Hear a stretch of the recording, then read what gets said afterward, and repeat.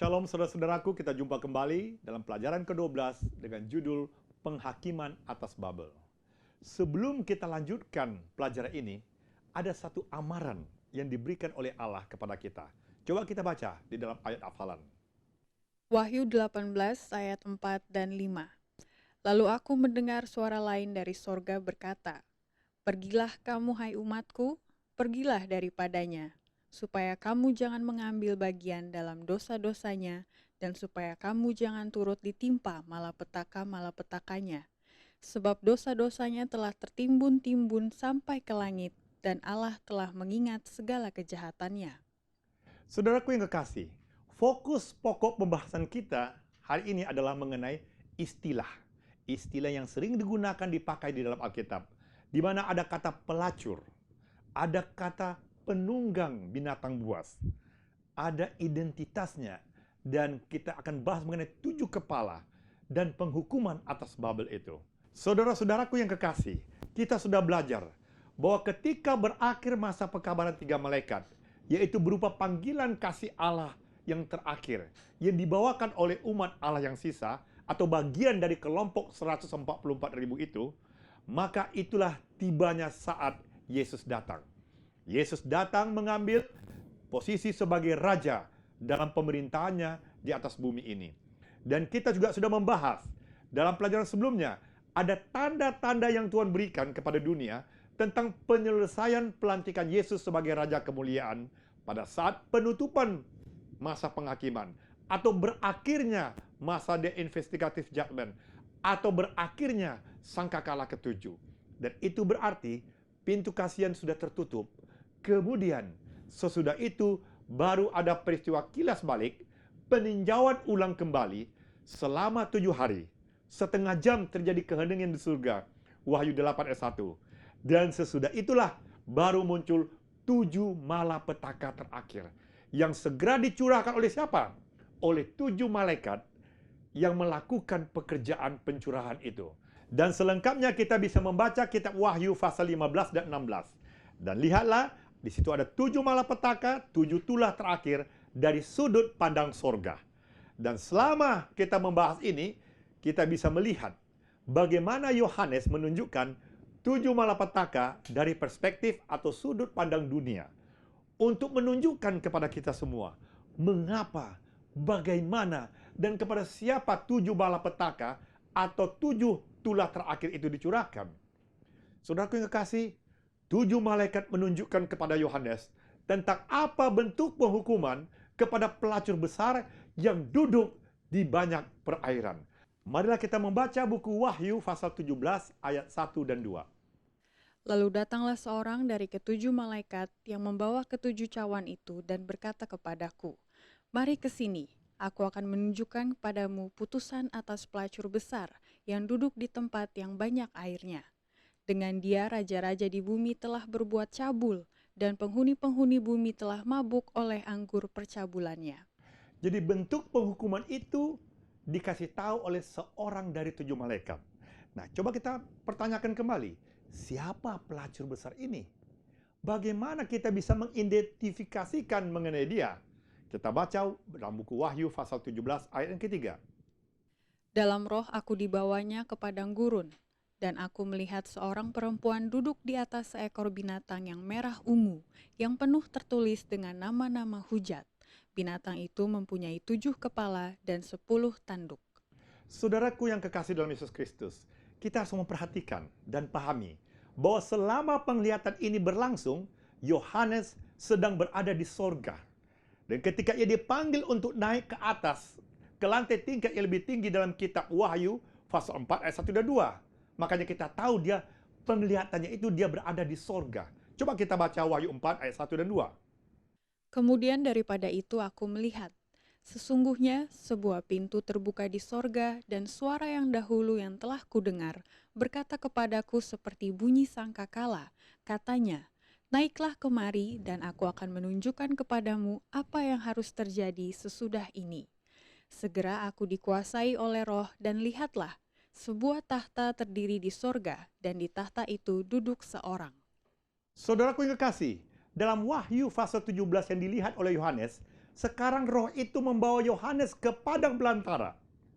Dimanapun hutan belantara itu jelas bukan di sorga, tetapi itu di bumi. Nah, pelacur besar ini, menurut penglihatan Yohanes, memiliki 3 ciri khusus. 3 karakteristik yang khusus. Yang pertama, dikatakan binatang itu berwarna merah ungu, yaitu kermizi. Binatang itu penuh dengan nama-nama penistaan, hujat. Dan binatang itu memiliki 7 kepala dan 10 tanduk. Saudaraku, kita tahu semua, di dalam Alkitab, warna ini seringkali mencerminkan makna simbolis. Kermizi bisa jadi lambang atau simbol dosa.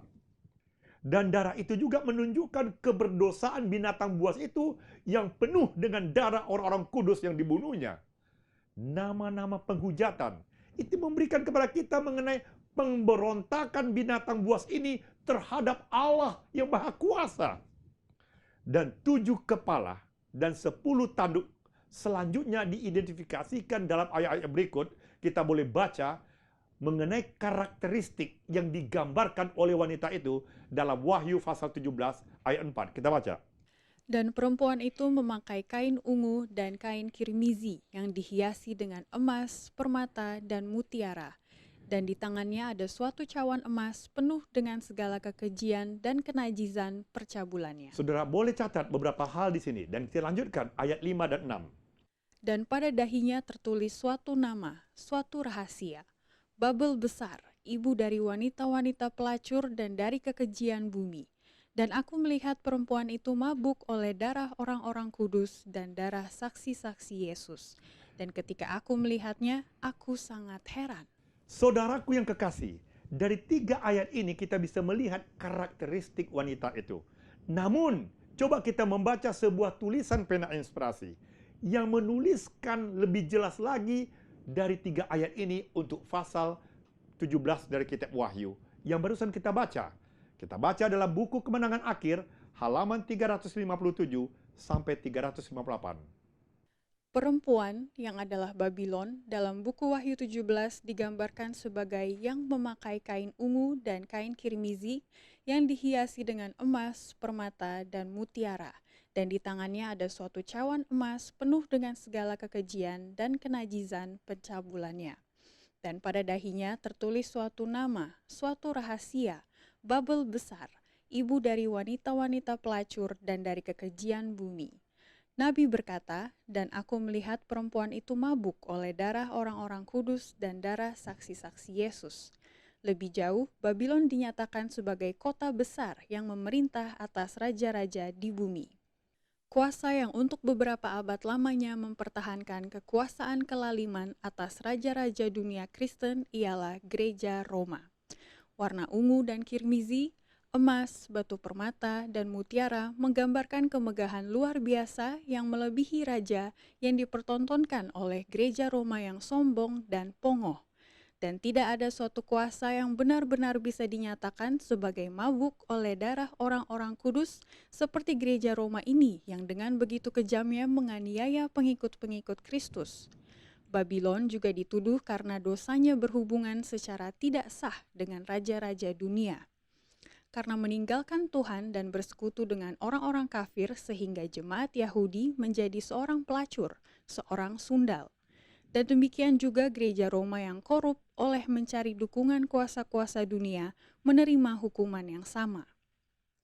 Babylon dikatakan sebagai ibu dari wanita-wanita pelacur dalam Wahyu 17 ayat 5. Dan anaknya, yaitu wanita-wanita pelacur, melambangkan gereja-gereja yang bergantung kepada ajaran-ajarannya dan tradisi-tradisinya, dan yang mengikuti teladannya mengorbankan kebenaran dan pengakuan Allah untuk membentuk persekutuan ilegal dengan dunia. Pekabaran Wahyu 14 yang mengumumkan kejatuhan Babylon digunakan untuk badan-badan agama yang pada suatu kali adalah murni, tetapi kemudian menjadi korup atau bejat. Oleh karena pekabaran ini menyusul amaran penghakiman, maka pekabaran itu pastilah diberikan pada akhir zaman. Jadi tidak dimaksudkan hanya kepada gereja Roma saja, oleh karena gereja tersebut sudah berada dalam keadaan jatuh selama berabad-abad. Lebih jauh, pada pasal 18 buku Wahyu, umat Allah dipanggil sebagai keluar dari Babylon. Menurut tulisan ini, banyak umat-umat Allah yang masih berada di Babylon. Dan di dalam badan agama manakah pengikut-pengikut Kristus paling banyak ditemukan? Tanpa ragu-ragu, di berbagai gereja yang mengaku iman Protestan. Pada waktu kebangkitan gereja-gereja Protestan, gereja-gereja ini mengambil pendirian yang agung demi Allah dan kebenarannya, dan berkat-berkatnya ada bersama mereka. Dunia yang tidak mau percaya sendiri pun terpaksa mengakui manfaat yang diakibatkan oleh penerimaan prinsip-prinsip Injil. Kata-kata Nabi kepada Israel, "Dan namamu termasyur di antara bangsa-bangsa karena kecantikanmu, sebab sangat sempurna adanya, oleh karena semarak perhiasanku yang kuberikan kepadamu, demikianlah firman Tuhan Allah." Tetapi mereka jatuh oleh karena keinginan yang sama yang telah mengutuki dan meruntuhkan Israel, keinginan untuk meniru persahabatan dengan orang-orang yang tidak percaya kepada Tuhan. Tetapi engkau mengandalkan kecantikanmu dan engkau seumpama bersundal dalam menganggarkan kemasyuranmu. Yeskiel 16 ayat 4 dan 15. Banyak gereja-gereja Protestan mengikuti teladan hubungan jahat gereja Roma dengan raja-raja dunia. Gereja-gereja negara oleh hubungan mereka dengan pemerintah dan denominasi-denominasi lain oleh usaha-usaha agar disukai dunia. Dan istilah Babylon yang berarti kekacauan dapat dikaitkan dengan badan-badan ini yang semua mengaku mengambil ajaran atau doktrinnya dari Alkitab, namun terbagi-bagi menjadi banyak sekte dengan ajaran dan teori yang bertentangan. Saudaraku yang kekasih, pelajaran ini kita harus simak baik-baik kutipan yang barusan kita baca, yang nampak di layar Anda. Nah, bagaimana malaikat itu kemudian mengidentifikasikan kembali mengenai binatang itu? Kita bisa membaca bagian selanjutnya dari Wahyu pasal 17 yang akan memberikan penjelasan yang lebih terinci tentang siapa 7 kepala binatang itu dan siapa 10 tanduknya itu. Kita baca dalam buku Wahyu pasal 17 ayat 7 sampai ke 11. Lalu kata malaikat itu kepadaku, "Mengapa engkau heran? Aku akan mengatakan kepadamu rahasia perempuan itu dan rahasia binatang yang memikulnya, binatang yang berkepala 7 dan bertanduk 10 itu. Adapun binatang yang telah kau lihat itu telah ada, namun tidak ada. Ia akan muncul dari jurang maut dan ia menuju kepada kebinasaan. Dan mereka yang diam di bumi, yaitu mereka yang tidak tertulis di dalam kitab kehidupan sejak dunia dijadikan, akan heran apabila mereka melihat bahwa binatang itu telah ada, namun tidak ada, dan akan muncul lagi." Yang penting di sini ialah akal yang mengandung hikmat. Ketujuh kepala itu adalah 7 gunung, yang di atasnya perempuan itu duduk. Ketujuhnya adalah juga 7 raja. 5 di antaranya sudah jatuh, yang satu ada dan yang lain belum datang. Dan jika ia datang, ia akan tinggal seketika saja. Dan binatang yang pernah ada dan yang sekarang tidak ada itu, ia sendiri adalah raja ke-8, dan namun demikian satu dari ketujuh itu, dan ia menuju kepada kebinasaan. Saudara-saudaraku yang kekasih, dari ayat ini kita lihat di mana dan kapan Yohanes melihat hal ini. Dari 5 ayat ini, saudaraku, Yohanes dibawa kepada penglihatan di padang belantara. Ini menyangkut nubuatan 1260 hari yang berakhir pada tahun 1798. Dan dalam penglihatan ini ia tidak berada di abad yang pertama. Nah, poin ini penting bagi kita untuk menemukan kerangka waktu sebagai referensi kita bahwa Yohanes berdiri di hutan belantara yang berakhir pada tahun 1798. Dan Yohanes melihat sesuatu dari kerangka waktu itu, dan ini bukan berada di abad pertama. Coba kita lihat siapa binatang buas yang dilihat oleh Yohanes dalam Wahyu pasal 17 ayat 8. Mari kita baca ayat berikut. Adapun binatang yang telah kau lihat itu telah ada, namun tidak ada. Ia akan muncul dari jurang maut dan ia menuju kepada kebinasaan. Dan mereka yang diam di bumi, yaitu mereka yang tidak tertulis di dalam kitab kehidupan sejak dunia dijadikan, akan heran apabila mereka melihat bahwa binatang itu telah ada, namun tidak ada, dan akan muncul lagi.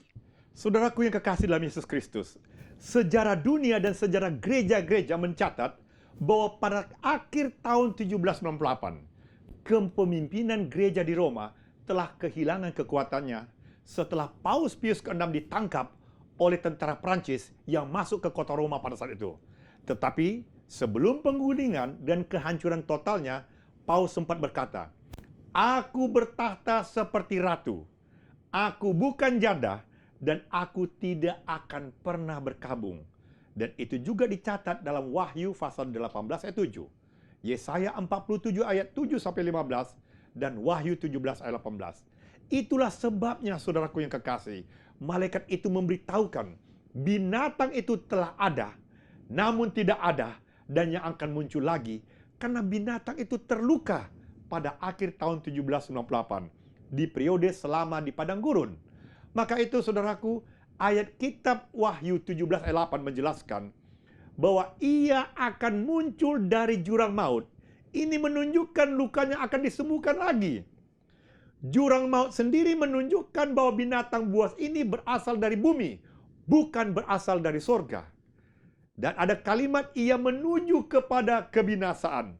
Ini menunjukkan kepada kita bahwa binatang itu akan dihancurkan. Semua orang yang tidak tertulis di dalam kitab kehidupan sejak dunia dijadikan akan heran apabila mereka melihat bahwa binatang itu telah ada, namun tidak ada dan akan muncul lagi.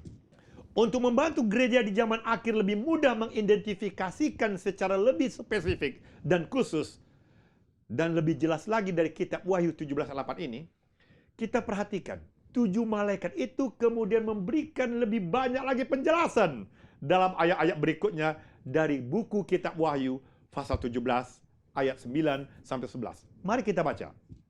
Yang penting di sini ialah akal yang mengandung hikmat. Ketujuh kepala itu adalah 7 gunung, yang di atasnya perempuan itu duduk. Ketujuhnya adalah juga 7 raja. 5 di antaranya sudah jatuh, yang 1 ada, yang lain belum datang. Dan jika ia datang, ia akan tinggal seketika saja. Dan binatang yang pernah ada dan yang sekarang tidak ada itu, ia sendiri adalah raja ke-8. Dan namun demikian, 1 dari ke-7 itu, dan ia menuju kepada kebinasaan. Seperti kita pelajari saudaraku yang kekasih dalam kitab Wahyu pasal 13. Pikiran yang memiliki hikmat dari sorga sudah tentu akan dapat berpikir, bernalar, dan mencari tahu apa maksud yang sedang dibicarakan dalam buku Wahyu pasal 17 ayat 10 dan 11 yang barusan kita baca itu. Kata 7 gunung, saudaraku, adalah Roma yang dikatakan duduk di atas 7 gunung. Disinilah Vatikan, markas besar itu duduk memerintah. Nah, kalimat siapa 7 raja itu, dalam nubuatan, raja mewakili sebuah kerajaan. Dan kita tahu, Vatikan adalah sebuah negara, bukan hanya gereja. Jadi 7 raja mewakili 7 kerajaan. 5 kerajaan sudah jatuh. Ini adalah pertama Babel, kedua Medo-Persia, ketiga Yunani, keempat Romawi kuno, dan yang kelima gereja di Roma yang adalah pemimpin agama tetapi juga memiliki negara atau pemerintahan sendiri sampai hari ini yang dikenal namanya Vatikan. Kalimat 1 dari ke-7 itu artinya kepemimpinan gereja di Roma yang terluka di tahun 1798. Kalimat yang lain belum datang adalah kepemimpinan gereja di Roma itu yang bangkit kembali setelah dia luka dan pemimpin gereja di Roma yang disembuhkan. Kalimat jika ia datang, ia akan tinggal seketika saja. Ini menunjukkan akan ada persatuan kepemimpinan gereja di Roma di masa depan. Di saat kita mungkin saudara lupa bahwa kita hadir di zaman akhir. Maka saat inilah dengan kekuatan dunia itu akan terjadi. Dan itu adalah Roma modern, Babel di akhir zaman ini. Saudaraku yang kekasih, peristiwa itu akan terus berlanjut untuk waktu yang singkat. Dan ia akan dimusnahkan pada saat kedatangan Yesus yang kedua kali. Adapun siapa sebenarnya ke-10 tanduk itu, kita bisa membaca dalam buku Wahyu pasal 17 ayat 12 sampai 18. Dan ke-10 tanduk yang telah kau lihat itu adalah 10 raja yang belum mulai memerintah. Tetapi 1 jam lamanya mereka akan menerima kuasa sebagai raja bersama-sama dengan binatang itu. Mereka seia sekata, kekuatan dan kekuasaan mereka berikan kepada binatang itu. Mereka akan berperang melawan anak domba, tetapi anak domba akan mengalahkan mereka, karena ia adalah tuan di atas segala tuan dan raja di atas segala raja. Mereka bersama-sama dengan dia juga akan menang, yaitu mereka yang terpanggil, yang telah dipilih dan yang setia. Lalu ia berkata kepadaku, semua air yang telah kau lihat di mana wanita pelacur itu duduk adalah bangsa-bangsa dan rakyat banyak dan kaum dan bahasa. Dan ke-10 tanduk yang telah kau lihat itu serta binatang itu akan membenci pelacur itu dan mereka akan membuat dia menjadi sunyi dan telanjang dan mereka akan memakan dagingnya dan membakarnya dengan api. Sebab Allah telah menerangi hati mereka untuk melakukan kehendaknya dengan seia sekata dan untuk memberikan pemerintahan mereka kepada binatang itu sampai segala firman Allah telah digenapi. Dan perempuan yang telah kau lihat itu adalah kota besar yang memerintah atas raja-raja di bumi. Dari ayat-ayat yang kita baca, Alkitab menjelaskan sendiri. Dengan demikian, 10 tanduk ini bukan 10 kerajaan setelah kekaisaran Romawi. Tetapi itu adalah pemerintahan atau ada sebuah kekuasaan yang memiliki kekuatan dunia, saudaraku. Kekuatan-kekuatan dunia inilah yang akan memberikan otoritas kepada binatang buas yang penuh dengan nama-nama hujat penistaan. Dan binatang buas itu akan berperang dengan domba itu, tetapi ia tidak menang, saudaraku. Ketika murka Allah dicurahkan hari terakhir itu, persatuan kekuatan dunia ini dengan kepemimpinan di bawah gereja Roma akan terpecah belah. Ini semua kita bicarakan adalah sesuai nubuatan Alkitab. Dan seperti pada zaman menara Babel, Babel modern ini juga, menara akhir zaman Babel, Babel kota besar, tidak akan dapat dibangun hingga selesai. Namun, Tuhan akan menghancurkannya seperti pada waktu peristiwa menara Babel. Dan bahkan yang lebih buruk lagi dari itu, Tuhan benar-benar akan menghancurkannya. Itu yang dikatakan di dalam nubuatan Alkitab ini. Dan kitab Wahyu pasal 18 menyajikan kepada kita upaya terakhir dari Allah untuk mencoba menyelamatkan umatnya. Dan juga gambaran kehancuran Babel, pelacur besar itu. Maka itu saudaraku yang kekasih dalam Yesus Kristus, ada seruan panggilan rahmat pengasihan Allah yang terakhir. Keluarlah daripadanya, hai bangsaku. Kita bisa buka dalam Wahyu pasal 18 ayat pertama, kita mulai. Kemudian daripada itu aku melihat seorang malaikat lain turun dari sorga. Ia mempunyai kekuasaan besar dan bumi menjadi terang oleh kemuliaannya. Dan bila mana kita baca ayat kedua dan seterusnya, kita akan lebih jelas lagi panggilan buat orang-orang yang masih berada di Babel. Dan ia berseru dengan suara yang kuat, katanya, sudah rubuh Babel, kota besar itu. Dan ia telah menjadi tempat kediaman roh-roh jahat dan tempat bersembunyi semua roh najis dan tempat bersembunyi segala burung yang najis dan yang dibenci. Karena semua bangsa telah minum dari anggur hawa nafsu cabulnya, dan raja-raja di bumi telah berbuat cabul dengan dia, dan pedagang-pedagang di bumi telah menjadi kaya oleh kelimpahan hawa nafsunya. Lalu aku mendengar suara lain dari sorga berkata, pergilah kamu, hai umatku, pergilah daripadanya, supaya kamu jangan mengambil bagian dalam dosa-dosanya, dan supaya kamu jangan turut ditimpa malapetaka-malapetakanya. Sebab dosa-dosanya telah tertimbun-timbun sampai ke langit, dan Allah telah mengingat segala kejahatannya. Saudaraku yang kekasih, saya yakin dan percaya malaikat ini kemungkinan besar akan bergabung dengan 3 malaikat sebelumnya di Wahyu pasal 14 ayat 6 dan 10. Untuk membuat panggilan yang lebih kuat, lebih nyaring lagi atas pekabaran itu, untuk memberikan kepada dunia kesempatan terakhir untuk bertobat. Malaikat ini juga, saudaraku, memiliki kekuasaan yang besar. Akan diturunkan dari surga, yaitu berupa hujan akhir, untuk supaya bisa menyelesaikan sisa-sisa dari akhir pekerjaan itu. Mereka akan pergi untuk menerangi seluruh bumi dengan kemuliaan Allah. agar semua tuaian rohani menjadi lengkap. Nah, pada saat itulah Babel kota besar benar-benar jatuh. Menjadi tempat tinggal setan, menjadi tempat tinggal setiap roh jahat, dan menjadi tempat persembunyian atau sangkar dari setiap burung yang najis dan penuh kenajisan, sebagaimana yang barusan dibaca di Wahyu 18 ayat yang kedua. Ini menunjukkan, saudaraku yang kekasih, Babel sudah bukan lagi rumah Tuhan. Karena semua bangsa telah minum anggur kemurkaan dari pencabulannya. Raja-raja di bumi telah melakukan pencabulan dengannya. Dan para pedagang di bumi menjadi kaya karena banyak makanan lezat daripadanya. Namun saudaraku yang kekasih, umat Allah dihadapkan kepada pilihan. Mereka memiliki pilihan atau kesempatan terakhir untuk keluar dari Babel itu. Atau mereka akan hancur bersamanya. Dikatakan dosa-dosa Babel telah sampai ke sorga.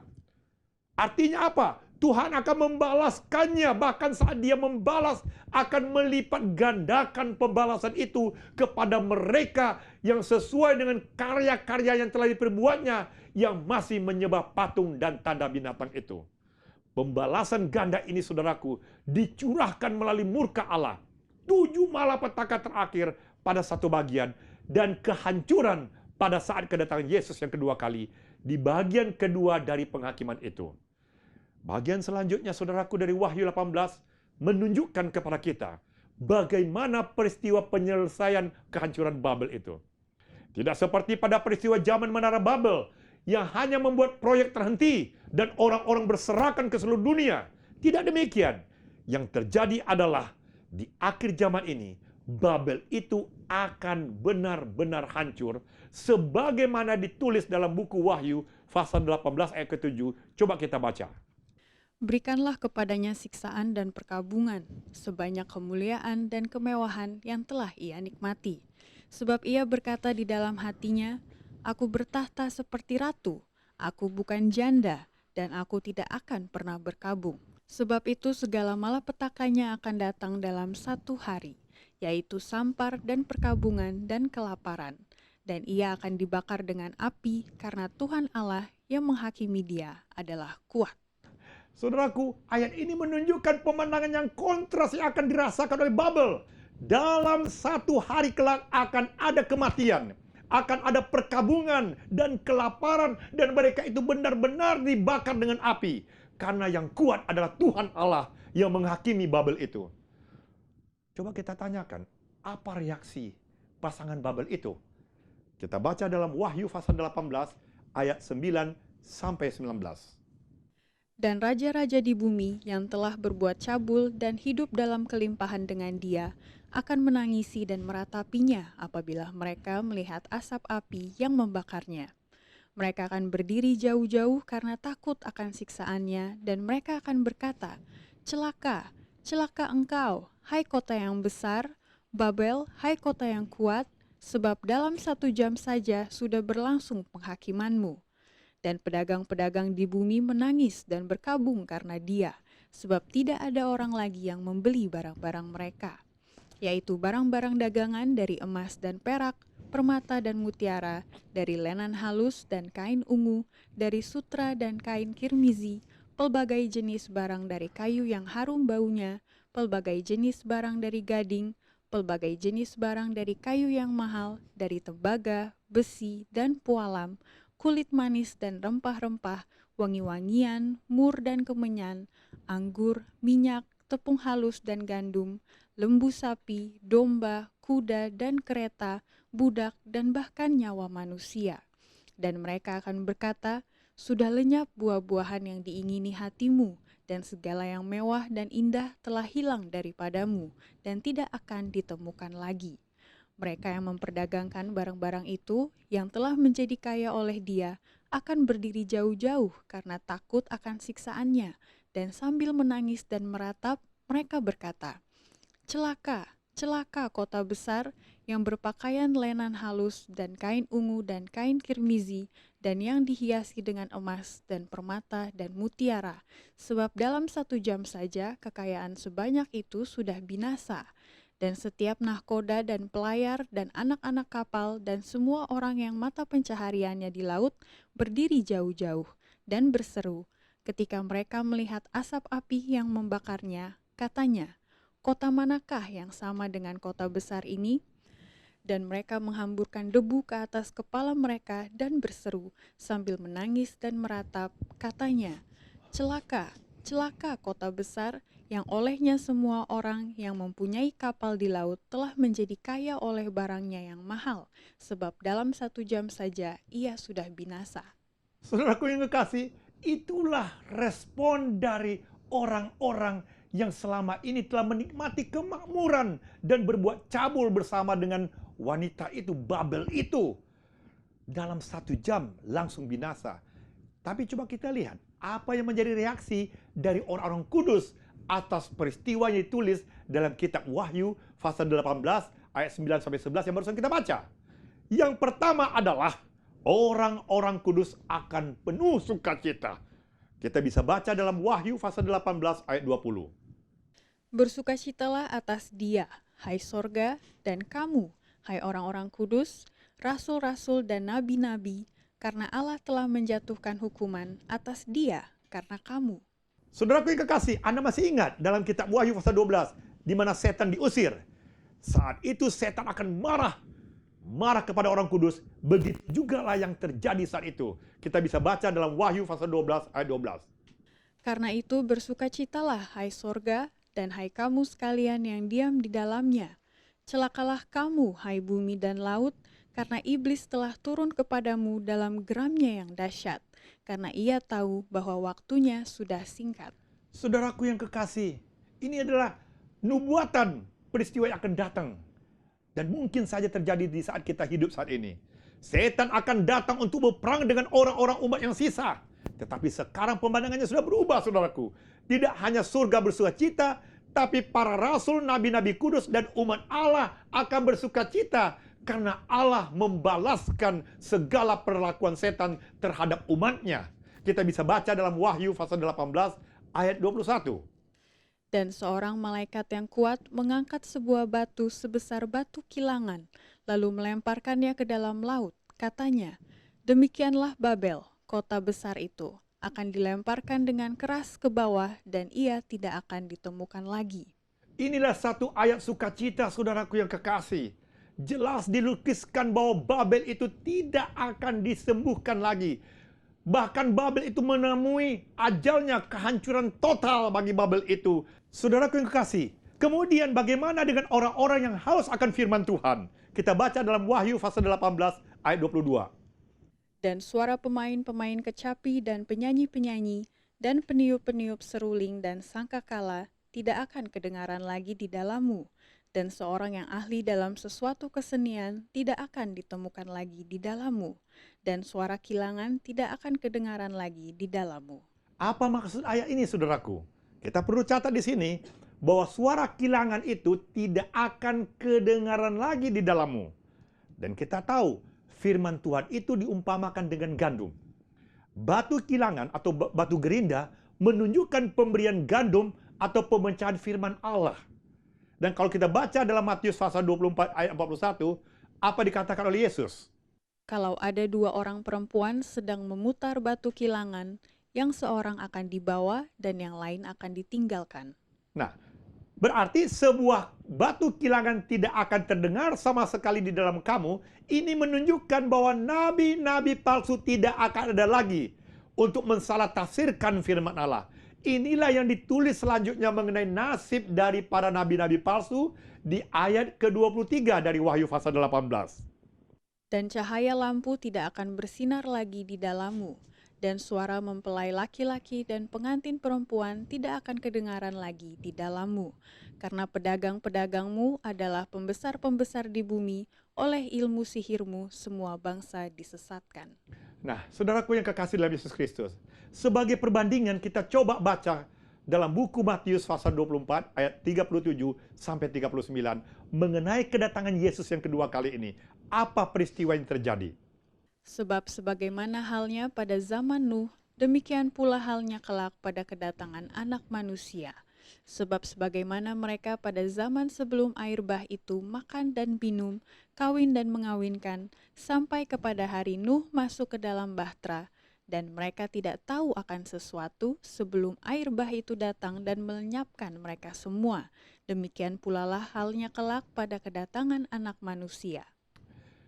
Saudaraku, bila mana kita memperhatikan baik-baik 3 ayat yang barusan kita baca, ini adalah perkataan nubuatan dari bibir Yesus sendiri yang mengungkapkan peristiwa terakhir yang akan mengakhiri nasib orang-orang yang berada di Babel dan nasib Babel itu sendiri dan pengikutnya yang tidak mau bertobat.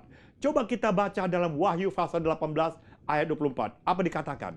Dan di dalamnya terdapat darah nabi-nabi dan orang-orang kudus dan darah semua orang yang dibunuh di bumi. Dari ayat ini nampak jelas pembalasan dari Allah sudah penuh dan lengkap. Semua darah para nabi dan orang suci dan oleh semua orang yang terbunuh di bumi telah dibalaskan oleh Dia, penguasa langit dan bumi. Tidak ada yang tersisa, saudaraku, dan tidak ada yang terlewatkan. Pengadilan atas pelacur itu memang sudah penuh dan lengkap di mata Tuhan. Inilah saatnya, saudaraku yang kekasih, bagi orang-orang yang masih berada di Babel hari ini, untuk supaya keluar. Inilah kesempatan bagi saudara-saudara yang mengaku dan mengklaim diri sebagai umat Allah. Hendaklah kita setia menjalankan misi yang diberikan kepada saudara untuk dikerjakan hari ini. Waktunya sudah sangat singkat. Kita diminta untuk membawa pekabaran 3 malaikat.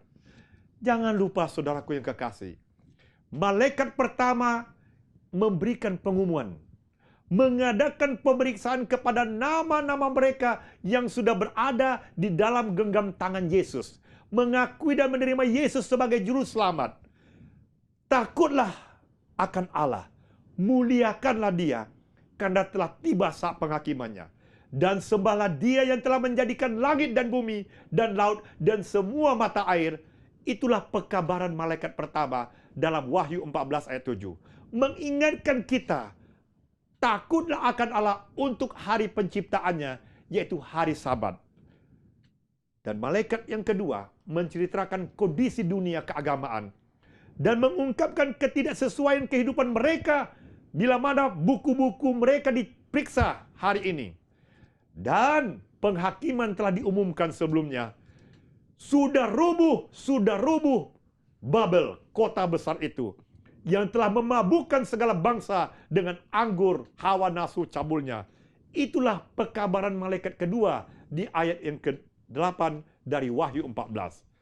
Saudaraku, sudah rubuh artinya saatnya sudah tiba. Kita harus keluar.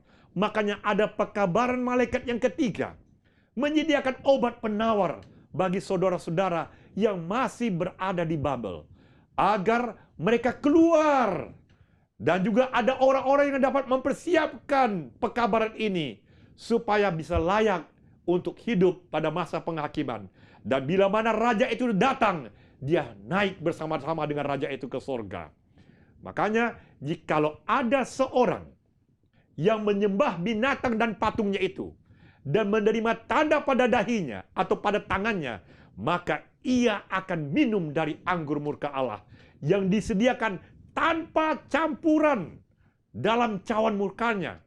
Artinya tanpa belas kasihan.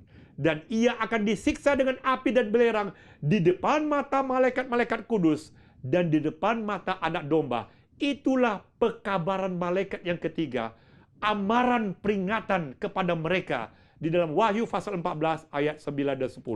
Saya minta saudara-saudara untuk membaca kembali, merenungkan akan ayat ini di dalam Wahyu pasal 14 ayat 12. Yang penting di sini ialah ketekunan orang-orang kudus yang menuruti perintah Allah dan iman kepada Yesus. Saudaraku yang kekasih, Anda yang telah menerima Yesus sebagai juru selamat pribadimu, engkau adalah orang kudus di mata Tuhan. Tetapi di dalam pertumbuhan kasih karunia yang telah diberikan oleh Yesus kepadamu, kita harus menuruti hukum Allah dan memiliki iman kepada Yesus. Saya berharap dengan pelajaran ini, kita mau mengadakan introspeksi ke dalam diri kita. Apakah saya ini, kehidupan saya ini ada menyimpang dari hukum Allah? Apakah hidup saya ini memiliki iman kepada Kristus? Saya menjadi saksi Kristus atau sebaliknya? Saudaraku, inilah pekabaran 3 malaikat yang sejajar dengan pekabaran sangkakala ke-7. Mengingatkan kita supaya kita mendapatkan hikmat sorgawi, bimbingan dari Roh Kudus untuk menuntun kita supaya kita bertobat dan mengakui Allah sebagai pencipta langit dan bumi dan menyingkirkan segala penyembahan berhala, sebab Ia akan datang sebagai Raja kemuliaan dalam kerajaan kekal selama-lamanya. Oleh sebab itu, saya ingin berdoa bagi saudara semuanya, supaya kita bisa dijamah oleh firman Tuhan pada hari ini. Terima kasih Tuhan, Engkau begitu baik kepada setiap manusia. Engkau telah mati Yesus di Golgota. Dan bahkan setelah Engkau mati di Golgota, Engkau masih tetap melayani di bilik Maha Kudus sebagai imam besar yang ditulis di dalam buku Ibrani pasal 8 ayat yang pertama. Terima kasih Yesus. Biarlah kasih kemurahan-Mu diterima oleh orang-orang yang mendengarkan pekabaran ini. Dan biarlah kami yang ditugaskan membawa pekabaran 3 malaikat, kami juga giat melakukannya. Oleh sebab ini adalah pekabaran kasih-Mu yang terakhir. Bila mana kami menolak ini, maka berarti kami juga menolak akan Roh Kudus. Karena kedatangan-Mu sudah tidak lama lagi. Biarlah orang yang menyaksikan acara ini dijamah hatinya, bahwa sesungguhnya hanya Engkaulah satu-satunya yang kami sembah. Hanya Engkaulah satu-satunya pencipta langit dan bumi. Dan Engkau beristirahat di hari yang ke-7, hari Sabat. Terima kasih Yesus, terima kasih. Di dalam nama-Mu yang indah kami berdoa. Amin.